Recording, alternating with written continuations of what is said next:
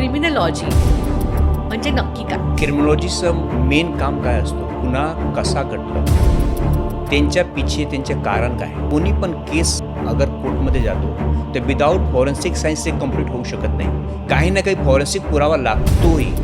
Rape केस झालं, murder केस झालं, fingerprint झालं, प्रत्येक गुन्ह्यामध्ये फॉरेन्सिकची गरजच असते. 100% असतं. फॉरेन्सिकमध्ये तुम्ही गेलं, कोणीने सांगितले की हे फॉल्स डॉक्युमेंट आहे, तर त्यामध्ये मी काय काय काढू शकतो की जे पेपरचे वापर केलेला आहे, तर पेपरचा एज काय आहे, किती जुना पेपर आहे, ते सगळे तुम्ही माहिती काढू शकता. एखादी व्यक्ती जेव्हा गुन्हेगारीकडे वळते त्याची प्रामुख्याने सामाजिक आणि मानसिक काय कारणं असतात? असा कोणी क्राईम नाही आहे जिथे तुम्हाला फॉरेन्सिक एव्हिडन्स भेटणार नाही. सुप्रीम कोर्टने असं गाईडलाईन दिलेलं आहे की प्रत्येक कोर्टमध्ये फॉरेन्सिकच्या टीम व्हायला पाहिजे, प्रत्येक पोलीस चौकीमध्ये फॉरेन्सिक एक्सपर्ट व्हायला पाहिजे. लेकिन असं आहे का?